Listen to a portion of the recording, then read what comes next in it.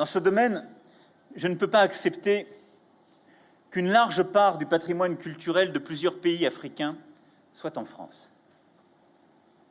Il y a des explications historiques à cela, mais il n'y a pas de justification valable, durable et inconditionnelle.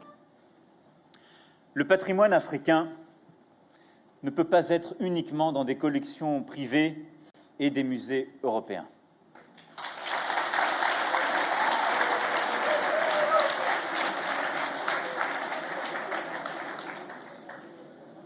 Le patrimoine africain doit être mis en valeur à Paris, mais aussi à Dakar, à Lagos, à Cotonou. Ce sera une de mes priorités. Je veux que d'ici 5 ans, les conditions soient réunies pour des restitutions temporaires ou définitives du patrimoine africain en Afrique.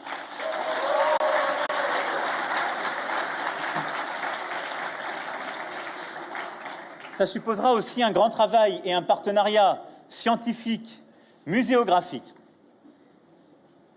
Parce que ne vous trompez pas, dans beaucoup de pays d'Afrique, ce sont parfois des conservateurs africains qui ont organisé le trafic.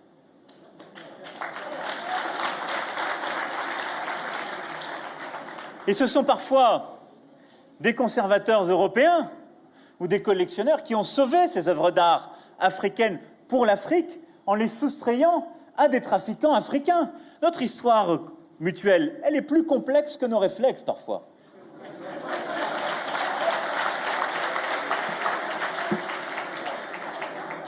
Mais le meilleur hommage que je peux rendre non seulement à ces artistes, mais à ces Africains ou ces Européens qui se sont battus pour sauvegarder ces œuvres, c'est de tout faire pour qu'elles reviennent.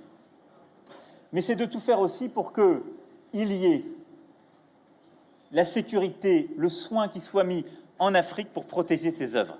Et donc, ces partenariats prendront aussi toutes les précautions pour qu'il y ait des conservateurs bien formés, pour qu'il y ait des engagements académiques et pour qu'il y ait des engagements d'État à État pour protéger ces œuvres d'art, c'est-à-dire votre histoire, votre patrimoine et, si vous m'y autorisez, le nôtre.